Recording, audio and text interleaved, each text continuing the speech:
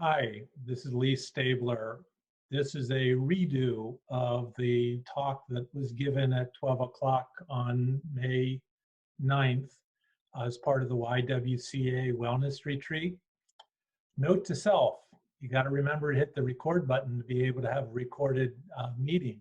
So my apologies to those who attended, not getting a recording of that session. Hopefully this will be equivalent or better than what was offered then. So again, I'm Lea Stabler. I'm going to share my screen so that the presentation is visible. So just a moment as I get that on screen.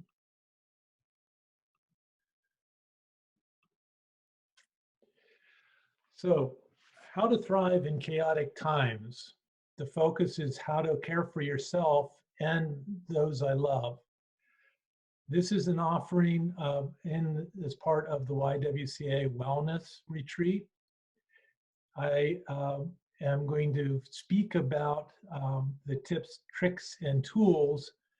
And we've had other talks earlier today that covered food, picky eaters, and our keynote speaker, Vicky, that touched on some of these talks, but I will be covering it from my angle.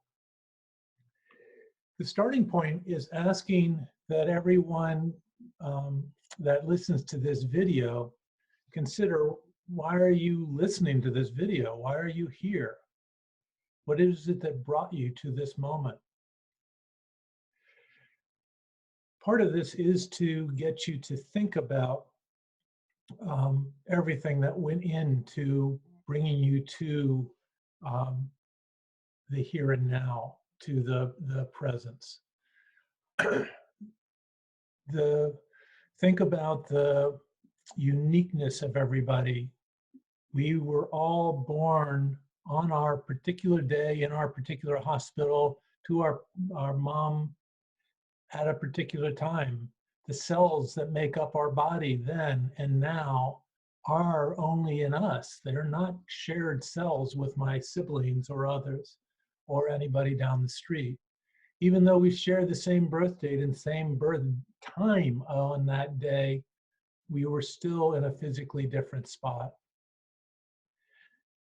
So as you listen to this presentation, as you go through this process for the next 35 minutes, I want you to pay attention to you, to what comes to your mind, what answers you would have to the questions that I pose, for you have a unique perspective about you.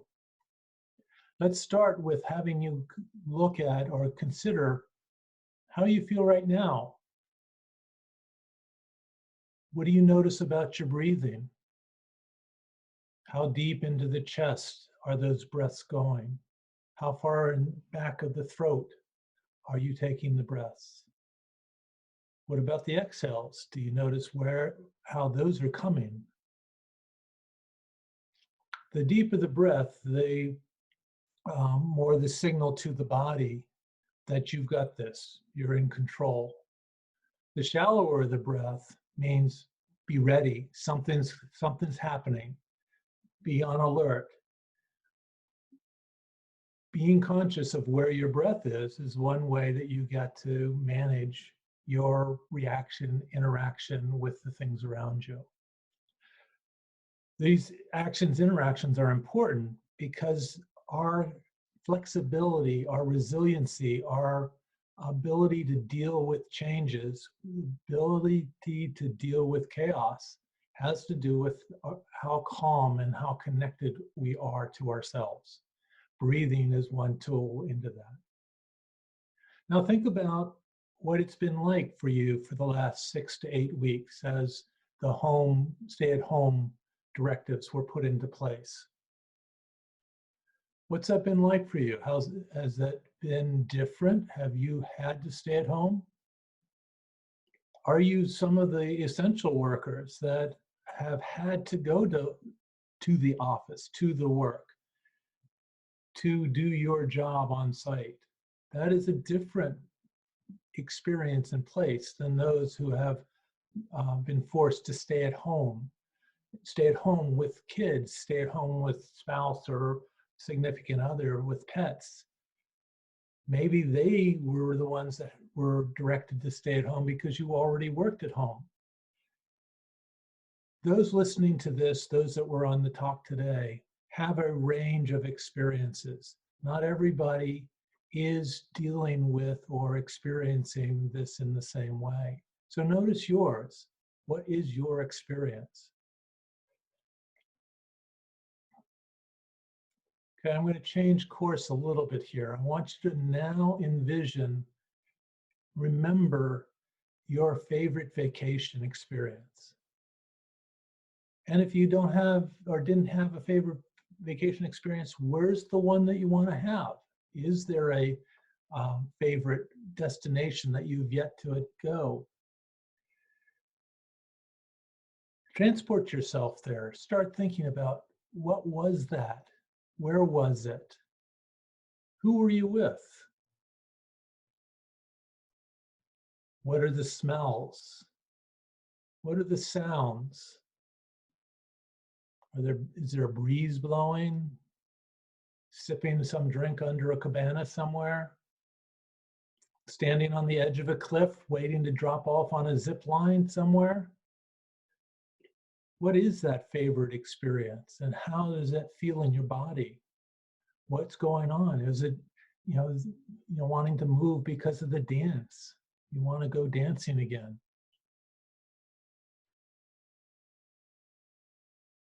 Okay, now I want you to compare that feeling with the feeling that you had when I asked you to think about the last 6 to 8 weeks, the stay-at-home order or working as an essential person. Compare those two experiences. What do you notice? Again, it's what you notice that makes a difference. Oftentimes when I do this exercise with my clients, they report a sense of relaxedness, of energy, of excitement when they think about the vacation, and they compare it to their day-to-day life or the, what's transpired over the last couple of weeks. That prior experience, a little more tension, a little more angst. The breathing may not be as low. The recollection of the stress or the overwhelm is present. So I make this point of doing this exercise at this stage to underscore we control a lot about what our experience is. And when you can notice yourself feeling tense and anxious, you have the opportunity to change that experience. Recall that vacation spot, recall something pleasant.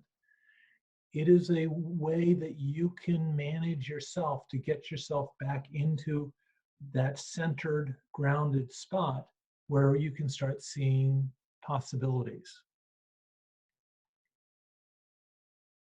So with that said, get that to jump. And the tips, tricks, and tools, I identify 10 that I'll speak about on this talk. And there can be others. And the way I've grouped them is my choice.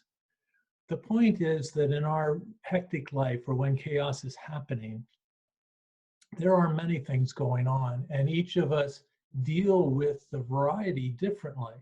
Some of us are really good at juggling multiple things.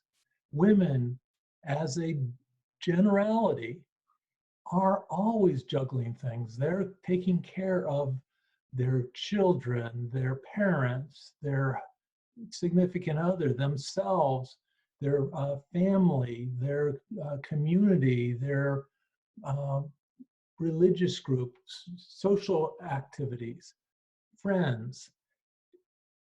It's a constant juggling of a variety of things, and some people do that very well and are energized by that. However, when circumstances change, when life changes the circumstances, what was our pattern, what was our habit before 6, 8 weeks ago. We were comfortable in that, even with the small changes that were going on. And then we've got this epidemic or this pandemic that has come out that has affected not only our neighbors and ourselves, but our whole towns, states, the country, the world. There are international students locally that are having some challenges because they don't fall under the guidelines of the federal government in the subsidies that are available, not in all cases. Some of them are finding that their monies from home are disrupted because their home country is in lockdown and they don't have the freedom to return there, or their parents to them, or the cash from the institutions have been suspended. They're facing it very differently than us. But the whole point is, at this point in time, everybody's been affected.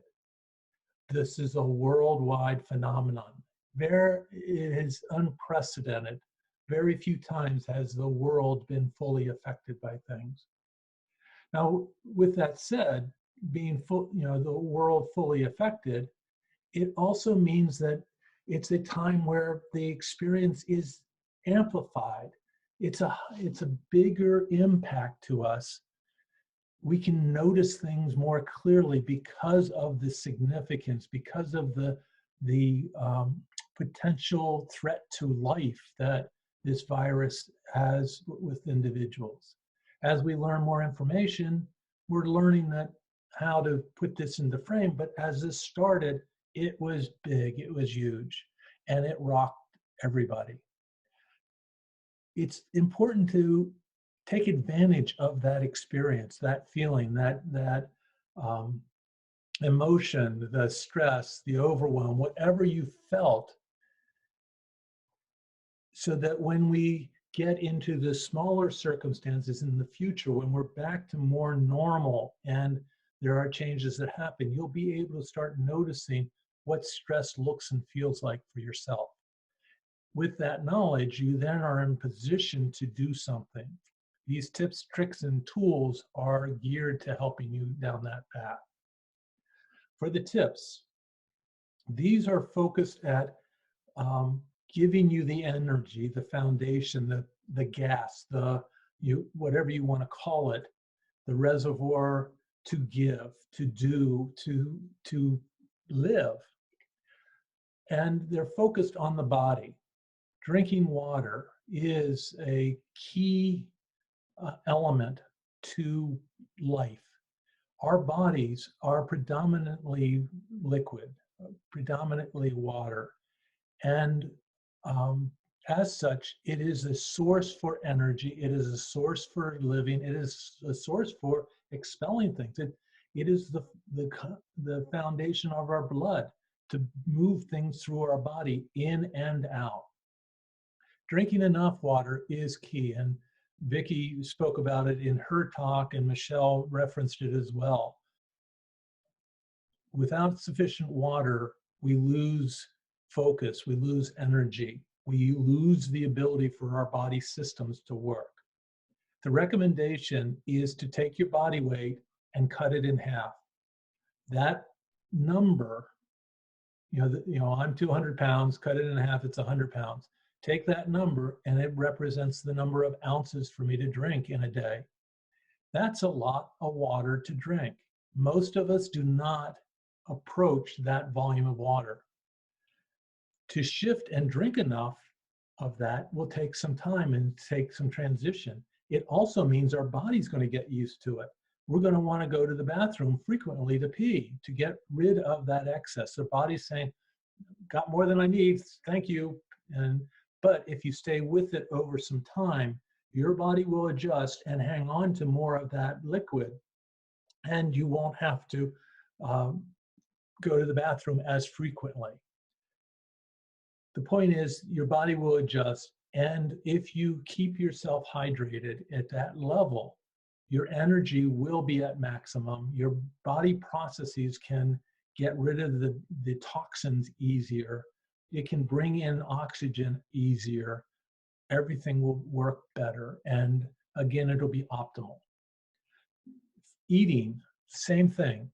Eating well nourishes the body. Eating all the time, eating the poor things, not always what the body needs, but your body gets used to what you give it. If you've been feeding it poorly, it thinks that I'm doing well by having that takeout meal or eating crackers all day, because we've conditioned ourselves to saying that's food. Our belly feels full, and then we're hungry in a little bit, and that's just normal. I'll get some more snacks. And it's just a cycle that we're training our body. We can train it to like the healthier food and to eat in a more regimented way or a separate time that becomes healthier for our body. Sleeping, same idea. Being regular, having the right amount, including it in your day is important. Enough sleep is a variable. Typically, most people between 7.5, 8 hours is enough in normal times. When times get chaotic like now, there's more energy demanded of us from the stress, the anxiety, or the activity. We may need more sleep. So if you feel that taking 9 hours, 10 hours is what's needed, do that. If it's every day, well, maybe that's something else that you need to check in on. But for sleep, having enough is important. There are some people who report sleeping 3 hours is sufficient. That might work for a couple unique individuals, but I don't recommend it.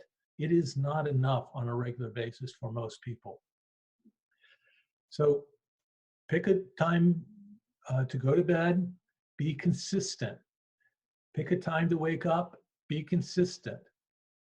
The more you fluctuate that, the more your body becomes confused and it doesn't know when it should be shutting down and when it should be waking up. You get to train your body. We can override it, just like we did at the beginning with that initial exercise. We changed how we felt by what we thought.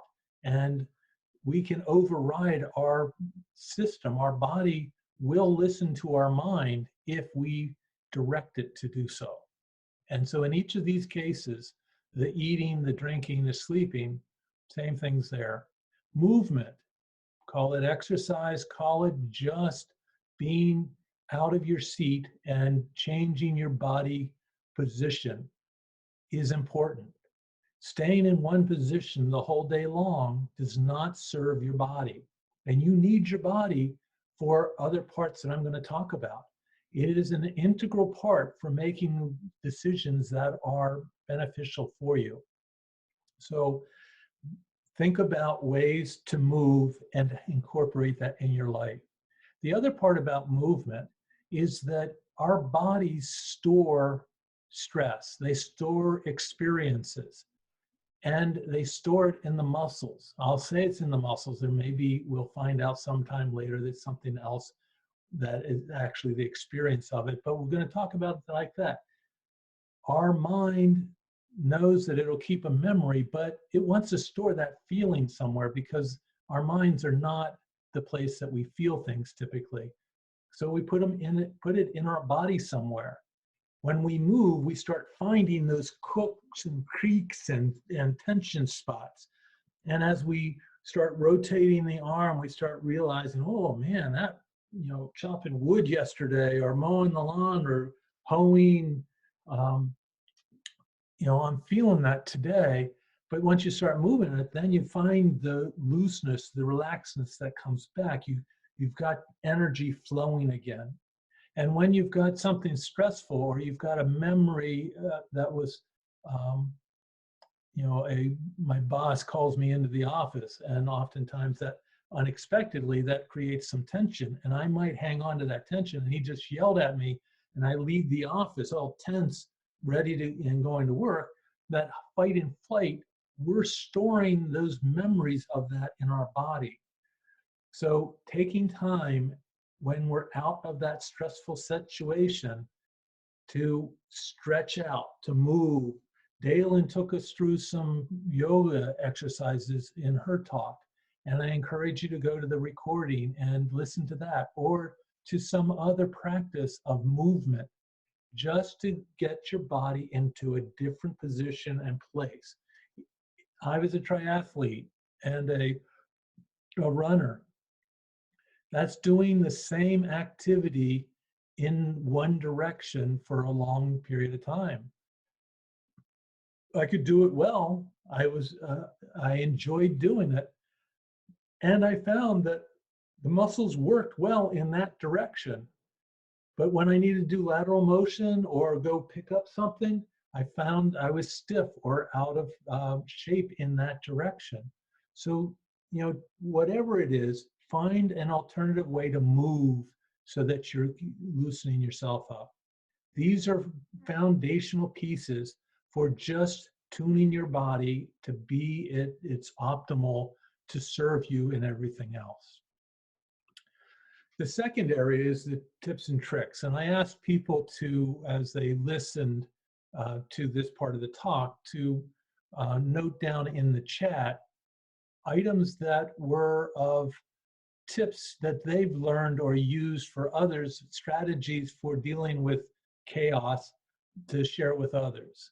Unfortunately, without my recording the session, I did not capture those, and maybe somebody in the session did, and I'll be able to share them later. But I recommend that you take the time as I talk to note down what are the tips that you have, and then share that with others, or there will be an email that comes after this. You could share that back to me, and then I can distribute out to others. With that said, these are strategies. These are methodologies for how to take back control, to feel that you're living your life, not following somebody else's plan or that somebody else's idea of what your life should be. In chaos, in life, in work, oftentimes we're being asked to do certain tasks, to stay later, to deliver this in an unreasonable period of time. And it impedes on other parts of our life. And it starts taking over, and pretty soon we stop having our own life because the demands of the other just overshadow. And we need to have our job, so I'm going to sacrifice my personal life, my family life to take care of that. Or my parents need my attention right now, and so I've got to put my attention there, and that means I'll be distracted at work, or your scenario, whatever that is. Understand that there are demands from our world, and there are things that we choose to do that end up filling our lives that might go beyond what we intended initially. So erecting and maintaining boundaries is very important. This is an acknowledgement that there are limits to who I will allow in, what I will allow happen to me, and how far I will go with somebody else. These are intended to give our person a safe zone, a place where it can be safe and relaxed and calmed down.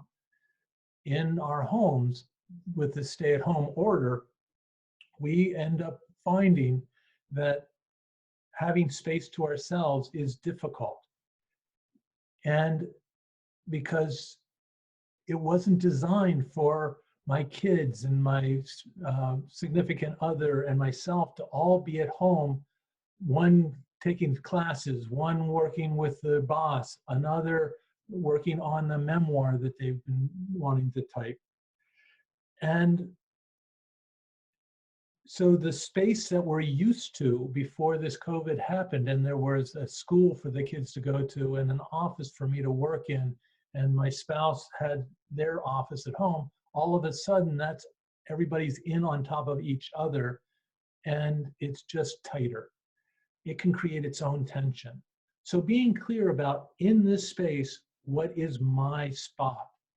You can create that with headphones, or some signal. When I have my hat on, I'm not to be interrupted. When this door is closed, I'm not to be disturbed. Young kids can learn that. Older kids can learn that. Our spouses can learn that. We have to learn that. What is our space? How do we define it? And how do others recognize that? The same thing with work. Setting boundaries with your boss, with what you will do, negotiating and being clear about what you're willing to give and what they're willing to cross over. These are discussions to have, but are important to learn and hold. Transaction awareness is part of this. And what that means is that for women, you're taught, encouraged, and supported, and I think it's even part, I'll call it part of your DNA, even though it's not scientifically accurate, but to give.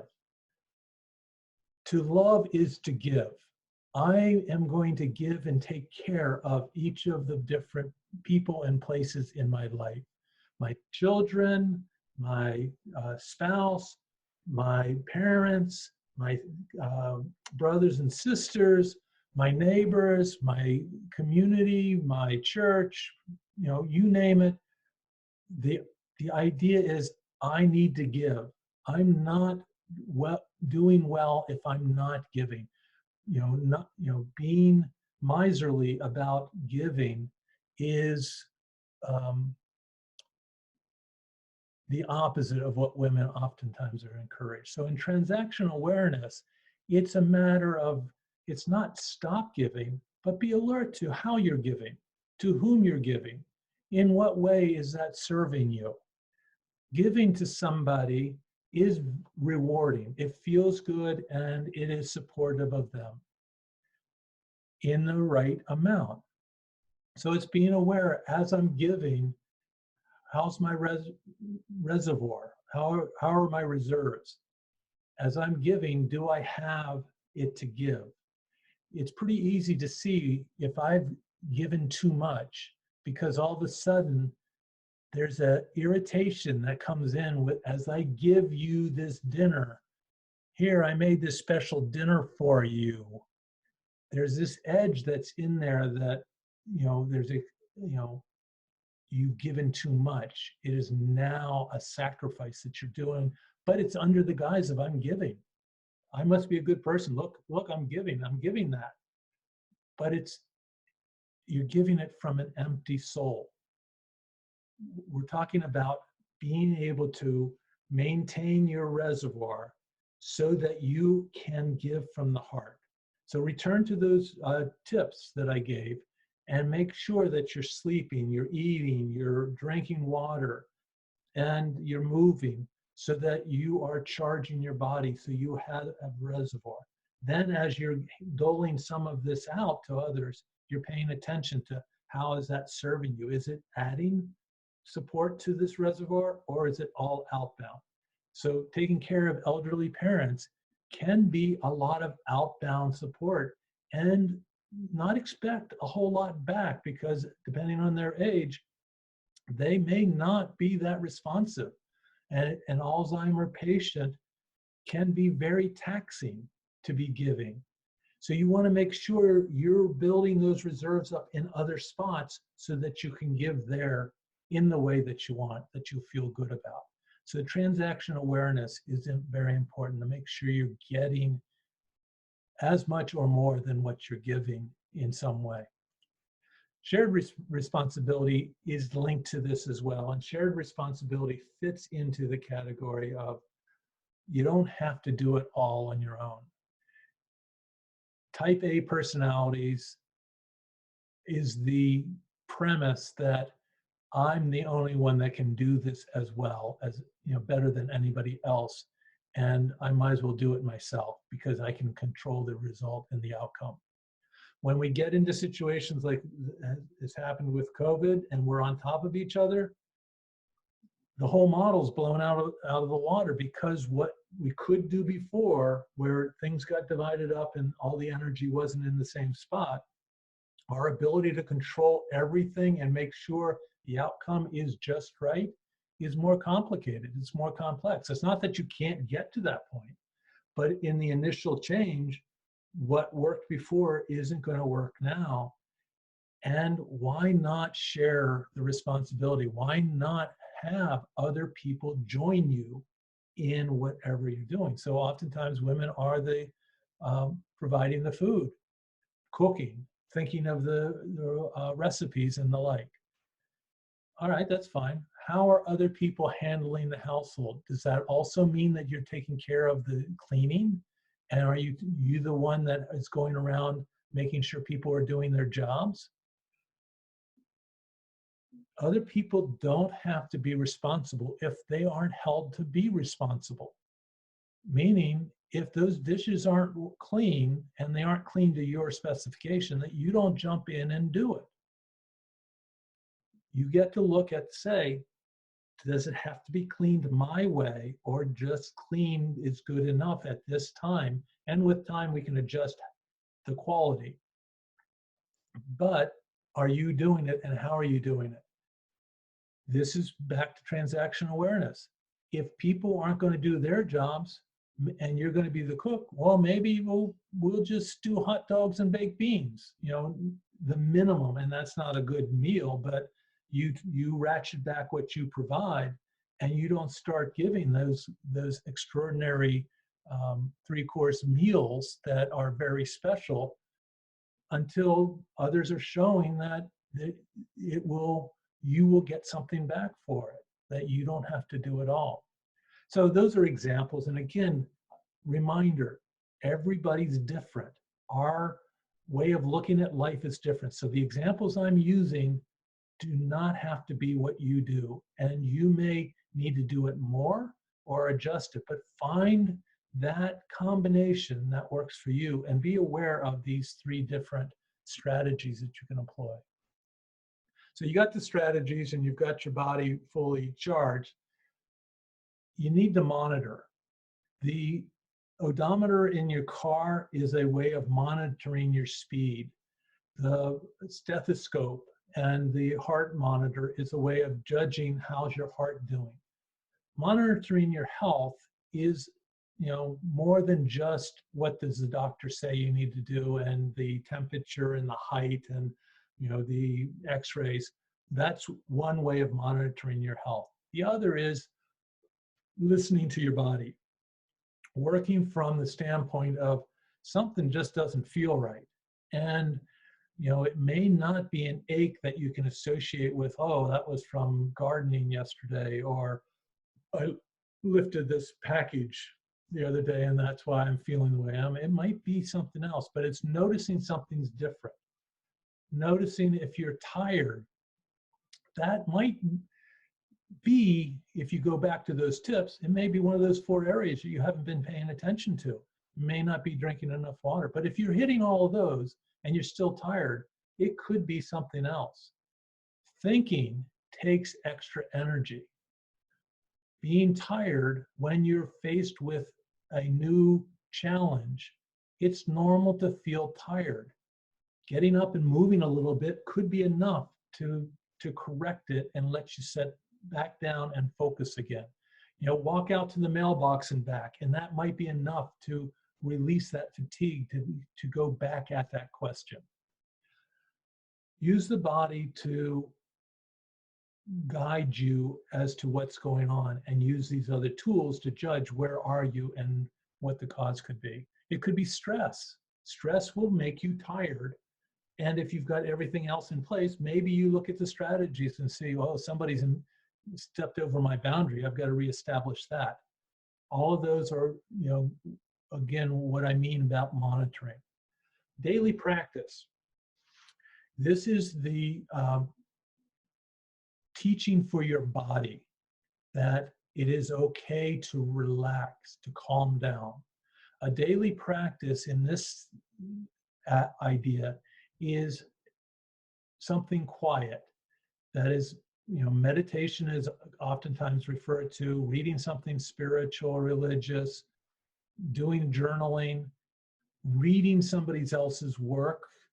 And I'm thinking that is inspirational or spiritual in nature, not the latest novel that you wanted to pick up.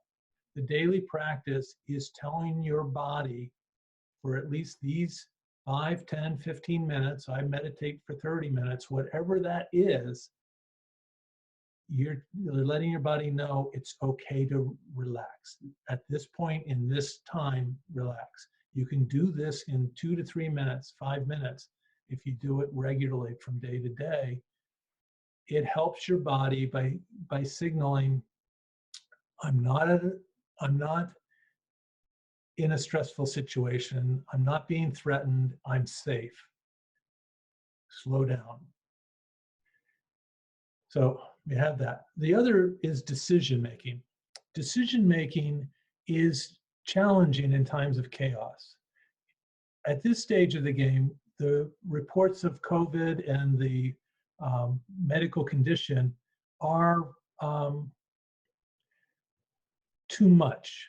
We're getting it every day, and some of it's on a loop that's being repeated, and it's just reminding us of what's there. And it's more than we can necessarily process, or maybe more than what we're equipped to process. Then you add in your own work. You add in your children trying to get on to do their schoolwork, and you needing to help them. And then you're thinking about, how do I prepare for a summer where we aren't going to have summer camps or activities that the kids can go to, so they're going to stay here. And now we don't have the cold weather to keep people in, but we can't be outside. Whatever there's just so much coming at us, and then we want to stream things. And so there's decisions all the time. And, is this time to make dinner? Is that mine to do? Do I do a plan for the next 2 weeks? Or, it's time to wash, or just all these choices that come throughout the day. Having a way to make choices and know which one will actually serve me is a useful tool to have. That's where your body comes in. The work at the beginning of getting you to notice, how am I feeling, is part of this to prepare yourself for decision making. Women are better at this than men because they're already connected to their intuition. But the challenge is, women are oftentimes challenged by their bodies. Their body image, is a question. It's one that they're wanting to separate from, and the comparisons and the like. So it's difficult. For men, it's just knowing that we've got intuition. That becomes the hurdle that we have to get over, that's even there. The truth is, men and women both have intuition. Men and women both have problems with their bodies. Looking and learning and embracing who we are is necessary, because it is a tool to give us feedback. When we're faced with choices, there is usually a better and a worse choice. Sometimes they're two good choices. Both are great. Which one is better? How do you distinguish that when there's not enough time to do the research or figure it out? Add in the experience of your body when you ask the question, what do I think of this answer? What do I think of this answer? How do I feel? Does one tighten me up a little bit? Does another one want to make me dance? Pick the one that feels better. Same thing if they're both bad choices they both look terrible. Pick the one that is least terrible. Again, it's practicing choosing for you in that way. Society could say the cost benefit says this one is the one, but your body is saying it's this one. It's paying attention that you even feel this way. You get to choose between these two. I encourage you to choose the one where your body's in alignment. It will add to your happiness. So the final thing about all of this is, sustained happiness is a formula. It's about picking something that's pleasurable, having to work at it, and having purpose. Picking something pleasurable doesn't guarantee sustained happiness. Picking something pleasurable could be taking ice cream. If you go several weeks without having ice cream and you go get that scoop of double fudge chocolate, it might taste wonderful. And I'm thinking, I'm going to have 2 scoops, and you have that and you enjoy that, and you do that tomorrow. And then again, you start doing this every day in a row, all of a sudden, that pleasure it's not even all of a sudden. With time and pretty quickly, it becomes not so much pleasurable as it's just a habit. Let's go get ice cream. It's time to get ice cream. And you salivate for it. But the pleasure that was there with the initial taste isn't as good, when you've done it 5 days in a row. So the point is, find something that's pleasurable, that you have to work at, that is not easy, that is not a no-brainer, that it takes some effort. I ran 10 miles because I was a marathoner and I did triathlons. And that was a strain on my body, to be out there trying to do 6-minute miles over that period of time didn't come easy, but I was able to get myself there. And that exertion, that effort was enjoyable to me. The experience of running and competing was enjoyable to me. And there's a purpose, the purpose of why I'm doing it. I didn't do it for losing weight. That wasn't a purpose for me. I did it to compete and to see how far I could go, and how fast could I actually, how could I sustain. As far as work goes, purpose could be to feed my family, to get my kids through school. That could be the purpose for putting in the work and trying to do work that is pleasurable. So trying to guide yourself into those spots. So that's what I mean about paying attention to the formula for sustained happiness. So those are the tips, tricks, and tools. The other one that's in here is, finding time to play.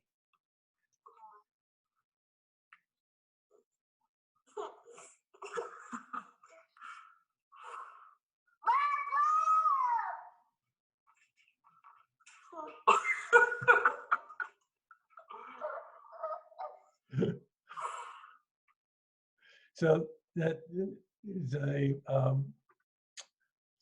I had to get my grandson in. So, it was a very nice way to do it. But it's an example of, in your day, make sure you build something in for fun. And this was a matter of seconds. I think it's like 30 seconds. And it makes me laugh every time. Now, of course, I think he's beautiful and cute, and I'm related to him, but it doesn't take much. Well, so this is one of the several recordings to, I believe it was 5 or 6 presentations today for the virtual wellness retreat that was sponsored by the YWCA. The YWCA in Manchester, New Hampshire, started this idea last summer, or I came in contact with it then, where they wanted to develop a community to support more the full range of women. Their current offering is for women and minorities at risk, giving support and services to them. They're very good at it. They can benefit from any donations that you wish to offer. But they also recognize the community of women is broader than just those at risk or those that have succeeded to get out of risk. They have the other parts of their life to live that exist outside of that domain. So this topic was pointed at women who are not at risk and recognizing there are different things to do. They will hold these quarterly, and we'll be preparing one in 3 months to go. Those that were on the call today, those that are listening now, have special skills, talents, and knowledge that could be interesting and useful to share with your sisters. I encourage you to contact Amanda Ames at the YWCA to offer your suggestions and ideas for what you could contribute in future events. And it might be, instead of a day workshop set like this, something else. But reach out to them. They will also have copies of these recordings available to those that registered and signed on. So return to these, touch on them. It's a resource library that they're developing so that you can access these at other times of the year and in your life. Finally, for those that registered for this workshop, I will be sending in a follow-up email, a PDF that contains this document. This will print two-sided. It gives you the cliff notes of each of the 10 items that I discussed. It can be used as a reminder for you as you work with changes in your life. They won't always be as chaotic as now, but they do occur. Living our lives will have changes. For those that are listening to this after the fact, you can go to my website, Pathways Navigation, and enter some information, and you'll be able to get a copy of this from that site. If you need to, you reach out to me from there, or you can give me a call directly if you've got questions, or you want to get this the How to Thrive in Chaotic Times document. Thank you for listening. I wish you all health and well-being, and look forward to crossing paths with any of you in the future.